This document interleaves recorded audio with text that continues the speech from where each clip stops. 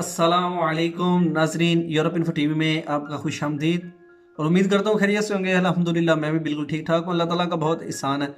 तो जनाब, जैसा कि आपको पता है कि हमारी सीरीज़ जो है वो चल रही है पाकिस्तान से ईरान और ईरान से तुर्की की, और दूसरा हमारा सेशन है तो वो भी इंशाल्लाह आज जो है अपने अख्ताम को पहुँच जाएगा। और बहुत शुक्रिया उन तमाम दोस्तों का जिन्होंने हमें जो है ना वो इतना प्यार दिया और मेरे सारे सीज़न देखे हैं और सारी जो है ना वो एक साथ देखी हैं। तो मेरा ख्याल है कि इस अपनी जितनी भी मैंने वीडियो बनाई है, ये 2 सीज़न जो बनाए हैं, इनमें मैंने पाकिस्तान से तुर्की तक की मुकम्मल इन्फॉर्मेशन दी हुई है। तो अभी भी जो है ना वो दोस्त जो कमेंट करते हैं या पूछते हैं कि भाई ये किस तरह का निज़ाम है या क्या होता है, तो मेरा ख्याल है जो मैंने ये वीडियो बना दी है उनके लिए ये काफ़ी है। अगर किसी को मालूमात हो तो आप जनाब अपने मुतल्लिक जो भी इंफॉर्मेशन हो वो मुतल्लिका वीडियोस में आप सुन सकते हैं उसको और उससे हासिल कर सकते हैं। तो बाकी चलें जी, बहुत शुक्रिया, थैंक यू। जो भी दोस्त हमें जहाँ जहाँ से भी देखते हैं खुश रहें या आबाद रहें। और अभी हम अपनी स्टोरी की तरफ आते हैं कि लास्ट जो है वो हम पहुँच गए हुए थे अपनी सेफ के अंदर। सेफ से फिर जनाब हमें जो है उसने निकाला कि आप लोगों ने आगे जाना है और बॉर्डर क्रॉस करना है। सॉरी, बॉर्डर तो क्रॉस कर लिया था कि आपने आगे चेक पोस्ट क्रॉस करनी है, जो पुलिस आर्मी वाली है वहाँ पे गाड़ी आएगी और गाड़ी आपको जो है वो लेके इस्तांबुल की तरफ जो है ना वो जाएगी और रास्ते में आपको टिकट लिख देंगे। तो खैर जी, वहाँ से वो जो यहाँ पे बनी हुई थी पीछे सेफ, जिसके अंदर औरतें भी थी, बच्चे भी थे, बूढ़े भी थे और सारे लोग थे वहाँ पे। तो वो उनको किस तरह जो है ना वहाँ से फिर आगे का सफ़र जो है ना वो कैसा होता है, आज मैं आपको ये इंशाल्लाह साथ में बताऊंगा भी। और जो वहाँ पे मुश्किलात और मामलात होते हैं वो भी सारे आपके साथ जो है ना वो मैं डिस्कस करूँगा कि ये क्या निज़ाम होता है सारा। अच्छा जी, वहाँ पे अभी जो है ना वो हमारे साथ कुछ औरतें भी थी और बच्चे भी थे। वो बंदा बाद में दोबारा गाड़ी पे जो है ना वो लेके आ गया था। तो खैर उसने हमें जो है ना वो वहाँ पे 2 गाड़ियाँ आ गई और अचानक उन्होंने ब्रेक लगाई। हमने सोचा कि शायद पुलिस की गाड़ियाँ आ गई हैं, सारे डर गए। और बर्फ़बारी भी इतनी हो रही थी, शदीद बर्फ़ का तूफान था। तो उसने हॉर्न मारा, जो ही जो लोग बाहर थे ना वो जल्दी से जनाब दौड़े हैं गाड़ियों की तरफ। उनको तो पता चल गया कि 2 गाड़ियाँ आई हमें उठाने के लिए आई होंगी। वो जो पठान थे उनको फारसी आती थी और वो फारसी में बातें कर रहे थे। तो जनाब सारी रात हम सड़क के ऊपर चलते रहे एक जगह पे आके, जहाँ फिर छुपे थोड़ी देर, कोई 5 से 10 मिनट वहाँ पे बैठे होंगे तो गाड़ियाँ आ गई बाहर। तो फिर वहाँ से जनाब दौड़ने लगी, जो लोग आ गए थे वो पहले गाड़ी में सवार हो गए, हम लोग दरवाजे तक ही महदूद रह गए और दरवाजे के पास खड़े हुए हैं। और जिस तरह पाकिस्तान में कैप्सूल वाला टोयोटा होता है ना, वो जो हाई रूफ बना हुआ है, इस तरह का जनाब वो एक बैंक वाली जिस तरह की गाड़ी होती है उस तरह की गाड़ी थी, बंद थी बिल्कुल। और उसके अंदर मैक्सिमम मेरा ख्याल है कोई 15 से 18 लोग जो है ना वो सफ़र कर सकते थे। लेकिन उस दिन उन्होंने हमें जनाब उसके अंदर 34 बंदे घुसेड़ दिए। और तब एक जो है ना वो इतना ख़तरनाक जो है वो मंजर था कि सबको जनाब जिस तरह ऐसे भैंसों की तरह आगे धक्का लगा के ना, जिस तरह पाकिस्तानी देहाती इलाकों की तरफ वो जो बसें जाती हैं, यहाँ बड़े जो टाइम होते हैं, सरगोदा टाइम सियालकोट की तरफ जाता है और वहाँ से जनाब जंक्शनी और टाइम आता है। यहाँ राजा बसें लाहौर से जो है वो गुजरांवाला को चलती हैं, मतलब जिधर जिधर भी ये बसें चलती हैं उनमें जिस तरह एक रश होता है, लोग जो है ना वो पाँव पे पाँव रख के खड़े होते हैं, बिल्कुल ऐसे ही मंजर था। और जनाब उन्होंने हमें जो है ना वो बड़ी बुरी तरह उसके अंदर जो है ना वो खड़ा किया। और वहाँ पे जो है ना वो हर बंदा एक टांग पे खड़ा है, जो बैठा हुआ है वो तो बैठ गए हैं, वो तो ईजी हैं, लेकिन जो अंदर खड़े हो गए थे उनके लिए एक बहुत जो है ना वो ख़तरनाक निज़ाम था, क्योंकि एक पाँव पे खड़े होना था, जहाँ से आपने दूसरा पाँव उठा लिया फिर आपको वापस जगह नहीं मिलनी वहाँ पे पाँव रखने के लिए। फिर उसके अंदर जनाब खड़े हुए हैं और गाड़ी जो है वो चलना शुरू हो गई है। तो अंदर जो है ना वो एक दूसरे के साथ जो लोग खड़े हुए हैं, तकरीबन 2 से 3 घंटे वो गाड़ी चलती रही है और आहिस्ता आहिस्ता जा रही है। तो लोग अंदर जो है ना वो या एक दूसरे के साथ लड़ना शुरू कर दिया कि यार तुम पाँव इधर करो, तुम इधर करो, कौन इधर करो।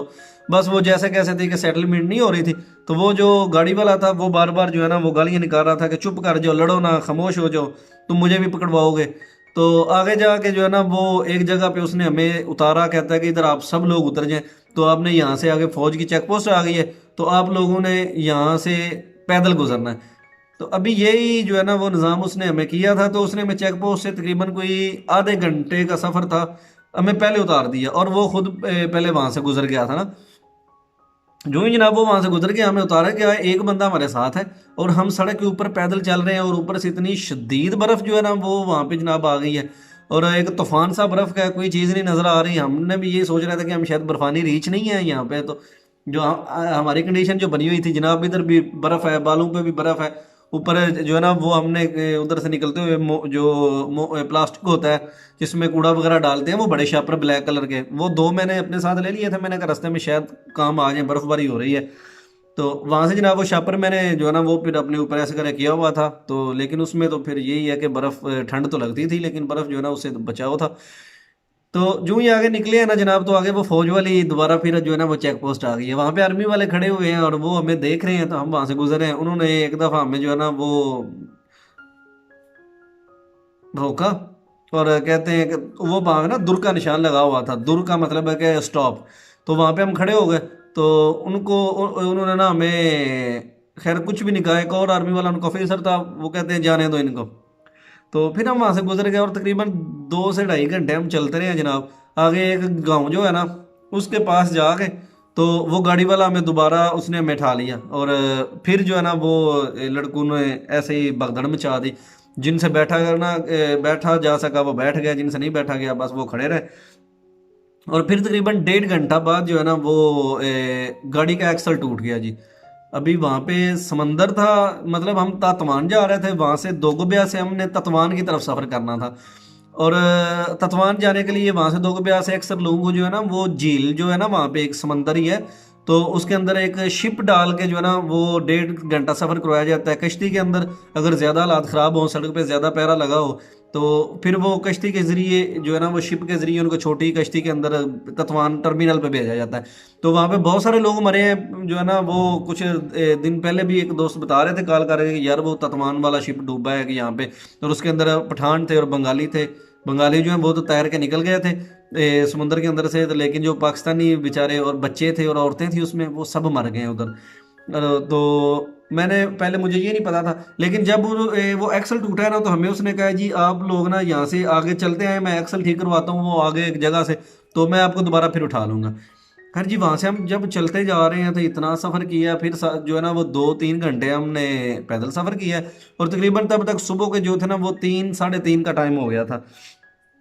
वो समंदर के बिल्कुल करीब हमें एक दीवार मिल गई है जनाब। तो हम सारे उस दीवार के पास बैठ गए हैं कि बर्फ़ जिस तरफ से बर्फ़ का तूफान आ रहा था ना, तो ज़िंदगी में पहली दफ़ा मैंने इतनी बर्फ़बारी जनाब देखी है। और इतना उसको खैर इंजॉय तो नहीं बंदा कह सकता, जलील कह सकता है, लेकिन हम जी भर के बर्फ़ में रहे हैं, खुले होकर बर्फ़ में रहे हैं कि कोई ना वो दिल में चाह ना रह जाए, कोई ख्वाहिश ना रह जाए कि बर्फ़बारी नहीं देखी, या बर्फ़ किस तरह की होती है, बर्फ़ की ठंड किस तरह की होती है, बगैर दस्तानों के बगैर जैकेट के। और जूते थे बस नाकिस किस्म के थे। और जो है वो टोपी भी नहीं थी तब, मतलब कि एक नॉर्मल कंडीशन थी जिस तरह आम के अचानक आप घर से बाहर निकलते हैं तो आपके साथ कुछ हो जाता है, तैयारी आप नहीं करके निकलते। तो बस वो ऐसे ही निज़ाम था जनाब कि वहाँ से अब जो कुछ इस तरफ है कुछ लड़के जो है उन्होंने इस तरह ना वो बर्फ़ को जोड़ जोड़ के ना, तो उन्होंने ऐसे ऐसे ऊंचे जैसे वो एक बना ली जगह, तो उसके अंदर बैठने के लिए उन्होंने बना ली, मतलब इतनी बर्फ़ थी कि वो उससे वो उन्होंने बना ली है अपने अंदर बैठने के लिए वो छोटे छोटे, एक बंदा अंदर पूरा आ जाए। तो हवा जो है ना वो ना लग सके हमें, चलो हवा की तो बचत हो। लेकिन हम दीवार के साथ वहाँ पे खड़े हुए थे और सामने समंदर में नजर आ रहा था, तो यकीन करें समंदर से पानी की आवाज़ नहीं आ रही थी, समंदर के अंदर से बर्फ़ की आवाज़ आ रही थी कि वो इस तरह छल आती थी ना, तो उसके साथ समंदर के अंदर जो बर्फ़ जमी हुई थी ना तय के ऊपर, तो वो किड़किड़ किड़किड़ किड़किड़ ऐसे करके ना वो लहर के साथ ऐसे करके बाहर आ जाती थी। और वहाँ पे वो काफ़ी ज़्यादा बर्फ़ के जो है ना वो जो उसकी लहरों के साथ बर्फ़ बाहर निकलती थी ना, जो जमी हुई बर्फ़ होती थी, वो वाली बर्फ़ जो है वो उधर हमने देखी। और मैं जो है ना वो दिल में सोच रहा हूँ, मैंने कहा यार ये तो सीधी सीधी मौत है। और जो है ना वो कहता था कि 10 मिनट सिर्फ आपने चलना है तो आपको इस्तांबुल ले के जाएंगे, वहाँ से ज़रा पैदल नहीं चलना। तो शुक्र है अल्लाह का कि मेरी टांगें भी बिल्कुल ठीक है। तो दरअसल इसलिए अभी मेरी टांगें ठीक थी कि मैंने जो है ना वो पहाड़ी वगैरह नहीं चढ़ी थी, बस वो फ्लैट जगह थी, उस पर चलते जाएं जितना मर्जी चलें, और आहिस्ता आहिस्ता चल रहे हैं। अभी एजेंट भी नहीं साथ जिसने कहना है भाग के चलो भाग के चलो। तो बस वहाँ पे एक ही टेंशन रहती है कि अगर आप इधर से जुदा हो गए, आप निखड़ गए, तो फिर आपको हो सकता है कोई बंदा अगवा कर ले, आपको सेफ लग जाए। बस आपने अपने ग्रुप से जो है ना वो जुदा नहीं होना। अगर कोई बंदा अकेला रह जाता है तो फिर उसको या तो पुलिस पकड़ लेती है या आर्मी पकड़ लेती है, तो यहाँ उसको फिर जो है ना वो चोर पकड़ लेते हैं और फिर अगवा बरतमान करते हैं।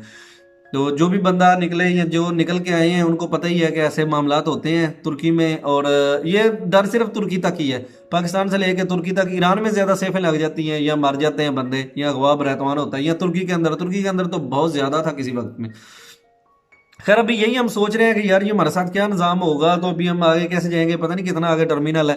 तो वो जो है ना वो सुबह का टाइम जो है ना वो सूरज की रोशनी जो है ना वो बढ़ रही है, और सवेरा सवेरा जो है ना वो हो गया, और सूरज जो है उसकी थोड़ी थोड़ी लू जो है वो लगने लग गई है। तो वो बंदा नहीं आया जी गाड़ी लेके, हम सारी रात वहाँ पे बैठे रहे। अभी फिर सुबह हमने कहा कि चलो यार यहाँ से आगे निकलते हैं, खुद पैदल निकलते हैं, इधर ही आगे जाना है। वहां से हमने पैदल चलना शुरू किया, तो वो ही बंदा जो है ना वो आया जनाब कोई 4 घंटे बाद दोबारा फिर। लेकिन वो इस दफ़ा कोई और गाड़ी लेके आया था, वो वाली अपनी गाड़ी नहीं लेके आया था। तो उसने फिर हम सबको बिठाया, और वहां से जनाब तकरीबन तकरीबन कोई 4 से 5 किलोमीटर दूर था वो ततवान टर्मिनल था। आप मैप पे भी जो है ना वो देख सकते हैं, अगर मैप खोलें तो वहाँ पे ततवान टर्मिनल ततवान लिखा होगा। उसके वो समंदर है सारा, ततवान और दोगो ब्यास के दरमियान में ना समंदर है बहुत बड़ा, उसमें बहुत लोग मार गए हैं बेचारे, झील टाइप समंदर है। तो वहां से जनाब फिर उसने हमें बिठाया, और वो हमें कोई पौना घंटा जो है ना वो सफ़र कराने के बाद, क्योंकि काफ़ी लोग थे और इसका भी जो है ना वो स्टपनी इसने लगाई हुई थी, और वो भी मेरा हाल टूटने के करीब ही थी, तो आहिस्ता आहिस्ता जा रहा था, आगे चढ़ाई भी थी। तो सड़क के ऊपर बर्फ़ भी एक जो है ना वो तौबा का मकाम था। तो खैर जी वहाँ से फिर हम पहुँच गए ततवान टर्मिनल पे। वो ततवान टर्मिनल है, वहाँ पे बस आती है, सवारियाँ बिठाती है और फिर निकल जाती है। उसके 2 दरवाजे बने हुए हैं, जिस तरह पेशावर का दर्रा है इस तरह का वो एक दर्रा सा बना हुआ है।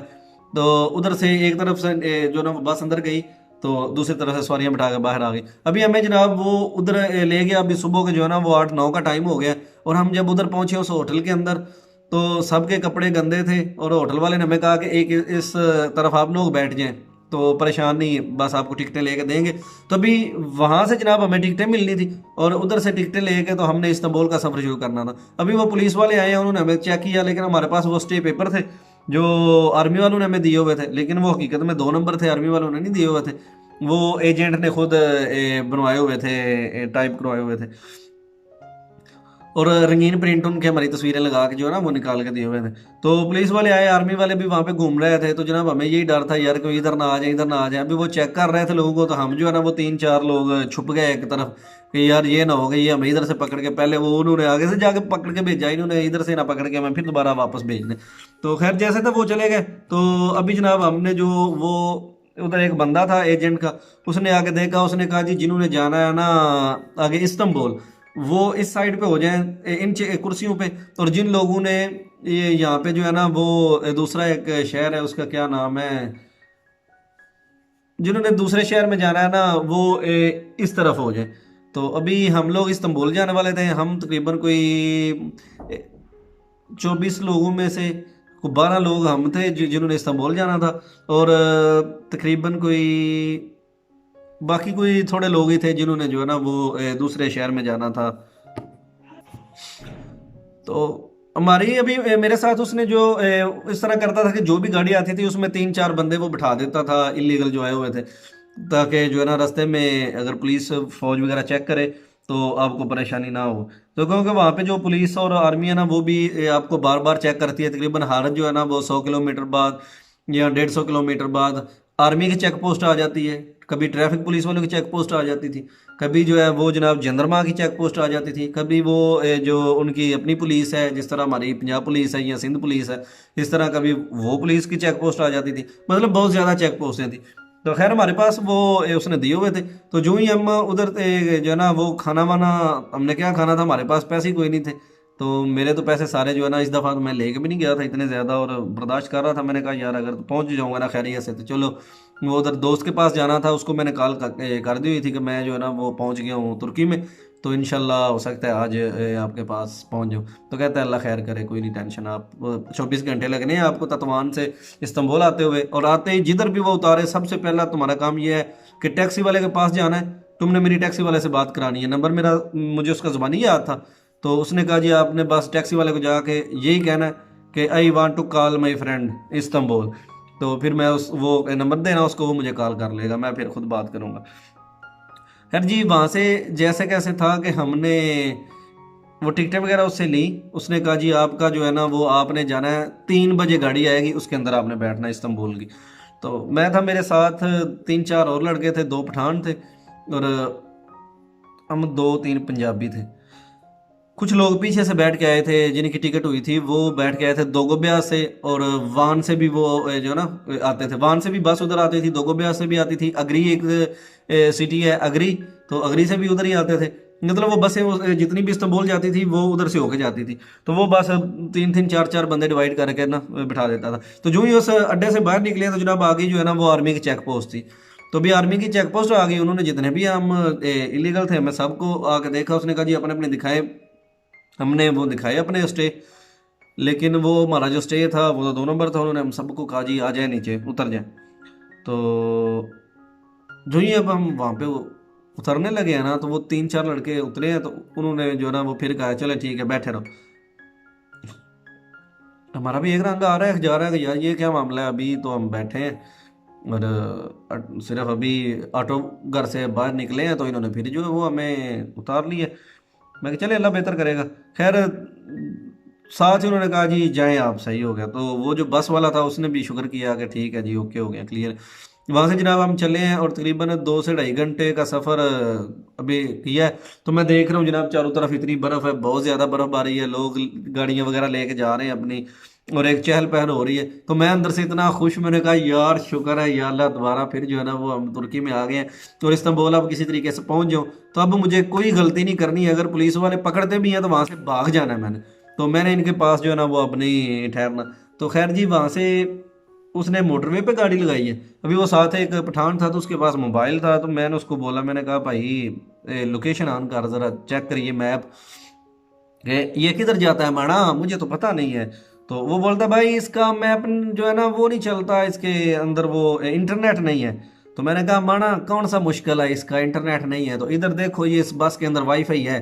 तो फिर उसके ना वाईफाई कनेक्ट किया और साथ ही चार्जिंग करने के लिए जगह भी बनी हुई थी बस के अंदर ही, चार्जिंग पे भी लगाया। फिर वो मैप से देखते रहे और किस तरफ जा रहे हैं, वो मोटरवे पे जनाब आ गए। उसके बाद फिर वही रास्ता जनाब, पहले वो बस जो है वो होती होती जनाब उधर आ गई हमारे बातमान से गुजरी, बातमान से फिर जनाब वो मोटरवे थी ना, मोटरवे से गुजर रही थी। फिर दियार बकर से जनाब मलातिया। तो वहाँ पे जो है वो रास्ते में काफ़ी दफ़ा में पुलिस ने चेक किया, अंदर कुत्ते भी लेके आ जाते हैं। तो कुछ लोगों को उन्होंने नीचे उतारा था जो आगे बैठे हुए थे। खैर मैं सेंटर में बैठा हुआ था, चेकिंग वगैरह इतनी नहीं हुई थी, अल्लाह का शुक्र है। बस कुछ इस तरह का निज़ाम था कि चेकिंग वगैरह मेरी नहीं हुई। फिर दूसरी दफ़ा जो ही वहाँ पे हम पहुंचे ना तो वो सारे एरिया में बहुत ज़्यादा बर्फ़बारी थी। तो मैं देख के मैंने कहा यार आगे यूनान का सफ़र भी करना है, तो अगर यहाँ पे जो है ना वो इतनी बर्फ़ है तो आगे का क्या निज़ाम होगा। तो लेकिन वो मुझे लड़कों ने बताया था कि यार आगे यूनान वाली तरफ जो है ना वो ना ही तो पहाड़ है और ना ही वहाँ पे बर्फ़बारी होती है। तो इंशाल्लाह ये मैं जब यूनान का शुरू करूँगा उसमें आपको बकायदा डिटेल से बताऊँगा। बिल्कुल वो बहुत आसान है। पाकिस्तान से जितनी कोशिश करते हैं तुर्की आने की, उस ये 2-3 हफ्ते 4 हफ्ते भी लग जाते हैं, जिल्लत भी ज़्यादा है। और तुर्की से यूनान जाने के लिए सिर्फ एक रात लगती है, सिर्फ एक रात। कोई पहाड़ नहीं रास्ते में, कोई कुछ भी नहीं है, बिल्कुल इजी वे है। तो वहाँ से जनाब कुछ रास्ते हैं जिनमें पहाड़ आते हैं, लेकिन ज़्यादातर जो है ना वो अगर पैसे ज़्यादा हो जाएं तो फिर इतनी ज़िल्लत नहीं होती। आपको पता ही है पैसे ज़्यादा तो ज़िल्लत कम, पैसे कम तो ज़िल्लत ज़्यादा, एक तो कम होना ही है। खैर जी वहाँ से जो ही हम आगे निकले हैं तो एक स्टे आता है रास्ते में, एक होटल आता है रात का खाना खाने के लिए ना, वो एक जगह पे खड़ा करते हैं। तो सेम उसी जगह पे जनाब हमें फिर वो लेके चले गए उस स्टेशन पे। वहाँ पे खड़े हुए जब मैंने पहले भी हम उधर ही स्टे किया था, आधे घंटे का नमाज लड़कों ने पढ़ी जिन्होंने पढ़नी थी, जिन्होंने खाना खाना था, बस ऐसे ही कि अपना निज़ाम बनाया उन्होंने। वहाँ से जनाब अभी हम देख रहे हैं कि मैंने बाहर निकला तो मैं बड़ा खुश हुआ। मैंने कहा आज से मैं 3 माह पहले भी इस होटल पे ठहर के गया था, 3-4 माह, तो अभी आज मैं फिर आ गया हूँ। वाह क्या बात है नए बोनस की। तो वहाँ से जो ही जनाब फिर उसने विसल दी और हमारी गाड़ी जो है ना वो दुल दुल उसने धोई। वो जो बंदा उधर होता था उसने गाड़ी धो दी और साथ ही जनाब उसने साफ वगैरह करके तो अंदर गाड़ी में हम आ गया। ड्राइवर जो है उसने आवाज़ लगाई कि सब आ जाएं।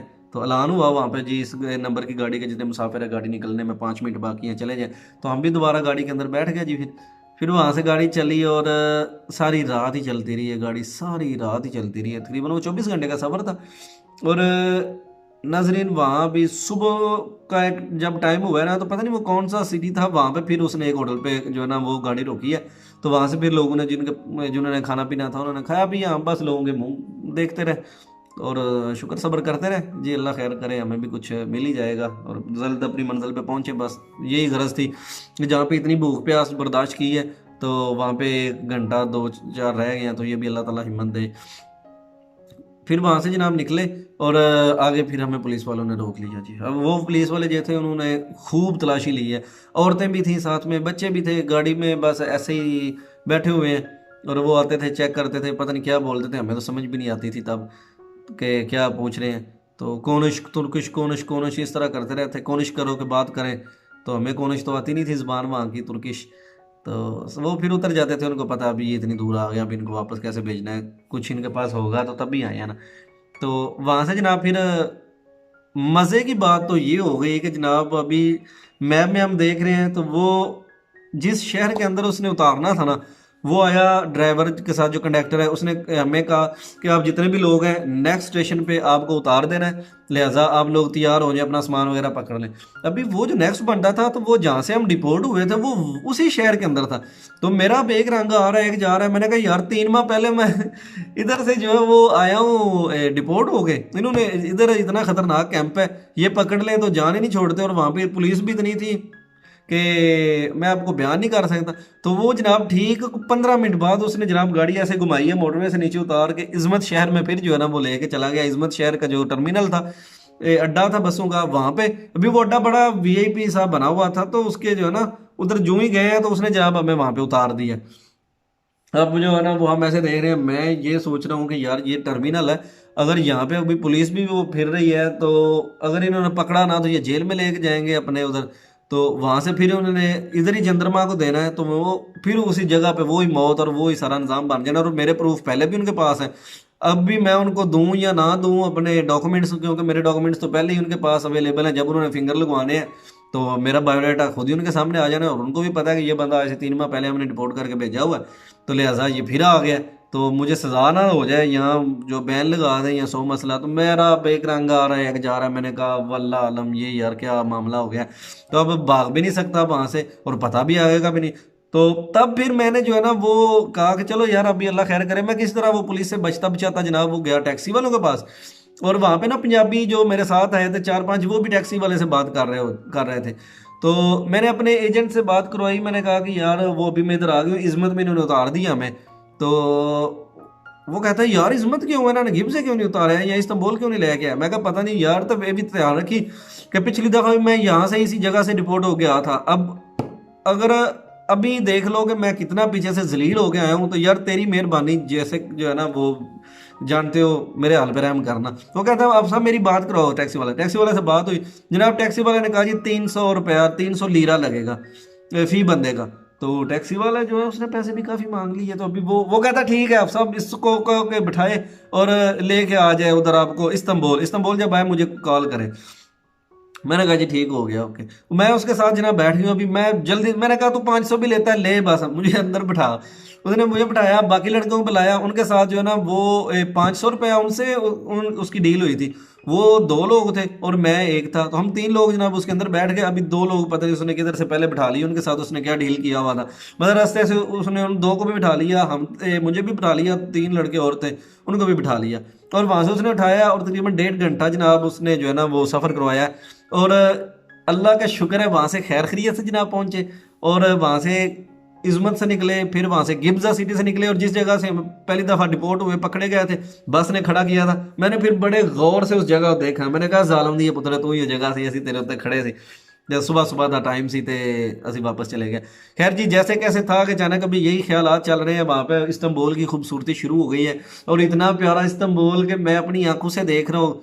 जो आंखें तरस गई थी पहली दफ़ा इस्तांबुल देखने को, अभी उनको खुली इजाज़त है जी, वो इस्तांबुल देखें, जिधर मर्जी देखें, जो मर्जी करें। मैं वहां पे जनाब जैसे कैसे था कि इस्तांबुल की रौनकें देख रहा हूँ, और अचानक से अभी मैं ये सोच रहा हूँ कि इस्तांबुल कितना प्यारा होगा। वो लड़का कहता है ओए भाई वे इस्तांबुल वाला पुल आ गई। तो जनाब मैंने वो ऐसे करके मैंने देखा और मैं इतना खुश हुआ, मैंने कहा वाह यार जबरदस्त कितना नज़ारा है। और वो पुल बिल्कुल मुअल्लक है और वो लोहे का पुल है, उसके ऊपर सिर्फ वो लोहे के जो है ना वो चेनें बनी हुई हैं या रस्से आप कह लें मोटे मोटे तारों के, तो उनके ऊपर वो स्ट्रक्चर का सारा जो है ना वो लोड आता है, और दुनिया का खूबसूरत ब्रिजेस में उसका शुमार होता है वो पुल वगैरह। जनाब हमने फिर क्रॉस किया। ओए होए होए, दिल की कैफियत जो तब थी ना, यकीन करें मैं आपको नहीं बता सकता कि हम खैरियत से इस्तांबुल में यूरोप के हम एशिया से यूरोप में एंटर हो गए। वो पुल एशिया और यूरोप के दरमियान एक जो है ना वो ब्रिज का किरदार अदा करता है। उस तरफ यूरोप था और हम एशिया से यूरोप की तरफ जो जो जा रहे हैं, दिल के अंदर जो है ना वो एक खुशी का समा बन रहा है। और अभी वहाँ से जनाब वो सीधे जो है ना चले गए हैं लड़के, उन्होंने पाकिस्तानी गले में जाना था। एक ना वहाँ पे मुख्तलिफ जगह बनी हुई है, आतिशलानी, मेंद्रस, एहसानलार, उसके बाद जनाब सफ़ा खुई, उसके बाद जनाब बाको खुई, रज़ा खुई, इस तरह के जो है ना वो काफ़ी जगहों के नाम बने हुए हैं। तो मैंने जो है ना वो जहाँ पे लारी अड्डा था, मेंद्रस उसको कहते हैं, एहसानलार, एहसानलार आतिशलानी, तो उधर जाना था। तो मुझसे जो साथ में लड़के थे वो ज़्यादा थे, मतलब 3-4 थे, तो उन्होंने पहले उनका स्टॉप आना था, फिर दूसरे दोनों का आना था, मैं लास्ट पे था। तो जब वहाँ पे पहुँचे तो मैंने वो दोबारा फिर कॉल की अपने उस बंदे को। तो वो भाई ने कहा कि मैं इस पे लोकेशन भेज रहा हूँ, मेरी इससे बात कराओ। तो उसको तुर्किश आती थी, उसने कहा कि अबे मैं तेन सेंड करना वा। आबे भाई को ना उधर आबी बोलते हैं, आबी ब्रदर। तो उसने बोला कि अभी मैं सेंड करना तेन लोकेशन पे ले आओ। तो जनाब उसने लोकेशन सेंड की, तो इसने मुझे 20 मिनट में जनाब उसके घर के आगे जाके ब्रेक लगाई, और मेरी हालत जो थी वो भी देखने के काबिल थी वहाँ पे। और जो ही जनाब वो गाड़ी उधर जाकर रुकी है ना, तो वो बंदा घर से बाहर आया, उसने मुझे देखा और बड़ा बरानो आंदा हुए आफत साहब यार शुक्र है। ऐसे मेरा हाथ पकड़ के ना, ऐसे उसने हाथ पकड़ा, कहता है लो जी अब आपका हाथ मेरे हाथ में आ गया, इंशाल्लाह अब ये मैं आपका हाथ नहीं छोड़ूंगा। तो वहाँ पे उसने 300 लीरा जो है जनाब वो दिया गाड़ी वाले को। और शामी भाई आपका बहुत शुक्रिया, थैंक यू कि आपने जो है ना मुझे खैर खैरियत से तुर्की में पहुंचा दिया, और मेरे दिल के अरमान भी पूरे हो गए, और बड़ा मज़ा आया मुझे तुर्की में पहुंच के जनाब। वहाँ पे वो गाड़ी वाला चला गया, हम उसके घर चले गए। उसने जाते ही जनाब मुझे कोल्ड ड्रिंक पिलाई, उसके बाद मुझे कहता है हाँ जी आप सब नहा लो एक दफ़ा।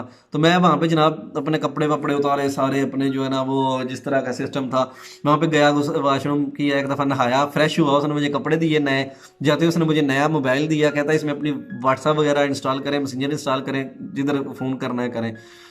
वहाँ से जनाब अभी फिर वो मुझे साथ ले गया वहाँ पे, जो तुर्किश तुर्किश खाना था, लावश उसको बोलते हैं, पिदा, उसके अंदर गोश्त लगा हुआ था और बड़े कमाल की थी वो वाली। हमने जाके खाई एक शॉप पे, मुझे वो साथ ले गया, कहते हैं हमको भूख लगी हुई होगी, वहाँ से लस्सी ली साथ में और वो खाना वगैरह खाया।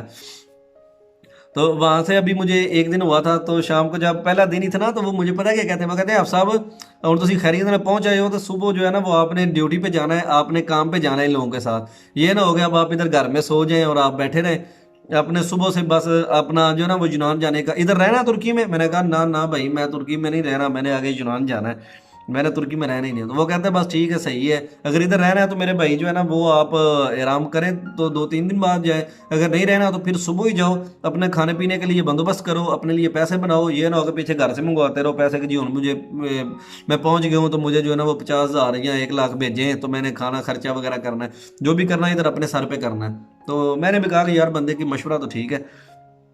फिर वहाँ से जनाब मैंने सोया, तो सुबह उसने एक लड़के को कहा, मेरा लड़का था शायद मरीद के था का था या कामों की का था ये नहीं पता, उसको जो है ना वो उसने कहा कि आप सबको कौन लेके जाएगा। तो वो लड़का कहता है उस्ताद जी मैं लेके जाऊँगा।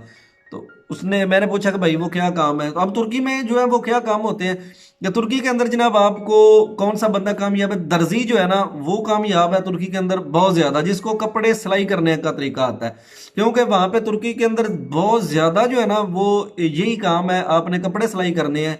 और फब्रिकें लगे हुए हैं, फैक्ट्रियाँ इंडस्ट्री लगी हुई है, जिसमें जनाब लेडीज़ जो हैं वो अंडर गारमेंट्स बनते हैं, जेंट्स गारमेंट्स बनते हैं, आपके कपड़े बनते हैं, आपकी शलवारें बनती हैं, जीन्स वहाँ पे सिलाई होती है, वहाँ पे फुटबॉल जो है ना वो बनते हैं, पैकिंग का काम है वहाँ पे। वो तकरीबन मेरे ख्याल 60 रुपये 70 रुपये लीरा जो है ना वो डेली बेसिस पे वहाँ पे 12 घंटे आपने काम करना है। और दुनिया का सबसे ज़्यादा मुश्किल तरीन काम जो है वो तुर्की में है। कि तुर्की जो है ना वो क्या काम लेती है, कितने घंटे तुर्की वाले काम लेते हैं। तो वहाँ पे जो बंदा तुर्की के अंदर कामयाब हो गया वो दुनिया के किसी मुल्क में भी जाकर काम कर ले वो कामयाब ही कामयाब है। तो वहाँ पे आगे बंदा जो है ना वो कुछ लोग फैक्ट्रियों में लग जाते हैं, कुछ जो है वो जिस तरह चंदू भाई जो थे वो पानी वाले ही एक जो है ना वो कंपनी थी उनके साथ काम करना शुरू कर दिया। कुछ दोस्त जो थे वो जूतों वाली फैक्ट्री में जा रहे थे, कुछ लोग जो है वो मुख्तलिफ मतलब कि सुबह सुबह जितने भी हैं। लेकिन तुर्की के अंदर रह के बंदा इतना वेल ड्रेस्ड और इतना अपडेट हो जाता है तो वहाँ पे जो कुछ कमाता है वो उधर के लिए रह जाता है, क्योंकि हर महीने बाद उसने अपने कपड़े लेने होते हैं, अपने जूते लेने होते हैं। जितना ज़्यादा खूबसूरत तुर्की है, यूरोप का सबसे ज़्यादा खूबसूरत हिस्सा जो है ना वो तुर्की का खूबसूरती है। जिस तरह की उसकी ऊंचाइयाँ हैं और ख़ास तौर पे तुर्की की मस्जिदें, जितना प्यारा मंजर जो है ना वो लगता है ना तुर्की का, वो एक बहुत ही आप कह लें कि मुनफरद अंदाज है। जब आपकी माइंड चेंज होता है, आपका लेवल चेंज होता है, फिर आप वहाँ पे पाकिस्तान से लेकर तुर्की आने तक रास्ते में आपको कहीं भी आवाज़, अजान की आवाज़ नहीं सुनाई देती। कहीं पे बंदा नमाज कोई नहीं पढ़ता क्योंकि वहाँ पे कपड़े ख़राब होते हैं। तो जब आप तुर्की आते हैं तो आते ही आपको जनाब जब मस्जिद नज़र आती है और उसके अंदर से अल्लाह अकबर का आवाज़ा बुलंद होता है तो दिल की जो कैफियत होती है ना वो भी फिर काबिल रश्क होती है। और इंशाल्लाह जी नेक्स्ट एपिसोड में मैं आपको बताऊंगा कि तुर्की के अंदर फिर मैंने जो है ना वो 1 माह जो है वो गुजारा काम पे। उधर मैं 2.5 दिन गया और 2.5 दिन में मैंने तकरीबन 230 लीरे कमा लिए थे। और उसके बाद फिर मैंने यूनान का मेरा ज़हन किस तरह बन गया कि उन कौन दोस्त थे मेरे खानका डोगरा से जिनके साथ मैं डैंकी लगा ली मैंने ईरान की, ओ सॉरी यूनान की। और पहली ट्राई भी की। वो हम नहर का एक रास्ता है, एक जो है वो समंदर का रास्ता है, एक जो है वो पैदल का रास्ता है। तो वो किस तरह के रास्ते हैं और नहर जो वो कितनी गहराई है, वहाँ पे लोग किधर मरते हैं, नहर में किस तरह मर जाते हैं, समंदर का जो रास्ता है वो भी क्यों बंद हो गया है, और एजेंट किस तरह लेके जाते हैं, पैदल कितना चलना पड़ता है, टैक्सी वाली गेम कैसी होती है, और तुर्की से जो है वो यूनान का सफ़र कैसे होता है, यूनान वाले पकड़ लें तो क्या करते हैं। तो ये सारा मामला जो है वो कैसे हुए और हमें तुर्की वालों ने कितनी दफ़ा पकड़ा। मैंने क्योंकि 9 गेम मिल गई थी, 9 दफ़ा ही जो है वो हम आगे कोशिश की, लेकिन 8 दफ़ा तो पकड़े गए। पुलिस वाले पकड़ते थे, कभी खुद वापस आ जाते थे। जो पुलिस वाले पकड़ते थे तो वो क्या हमारे साथ करते थे। ये भी बहुत दिलचस्प जो है ना वो इन्फॉर्मेशन है। तो इंशाल्लाह ये भी मैं आपके साथ नेक्स्ट एपिसोड में जो है वो बताऊंगा कि तुर्की में काम कौन कौन से जो है वो हैं, और इस्तंबुल के अलावा और जो शहर है वहाँ पे भी काम मिल जाता है या नहीं मिलता, इस्तंबुल के अंदर क्या काम मिलता है, लोग वहाँ पे रहते किस तरह हैं, जो वीज़े पे आते हैं वो किस तरह आके रह सकते हैं, और जो लोग वहाँ पे बिजनेस अपना करना चाहते हैं उनके लिए क्या अपॉर्चुनिटी है, और क्या तुर्की में शादी करना आसान है या वहाँ पे सेटलमेंट होना आसान है, फैमिली अगर वहाँ पे आ जाती है। तो ये वाली सारी बातें इंशाल्लाह आपके साथ शेयर करूँगा नेक्स्ट एपिसोड में। तब तक के लिए मुझे दें इजाज़त। आपका अल्लाह ताला हम नासर हो। अल्लाह हाफिज़।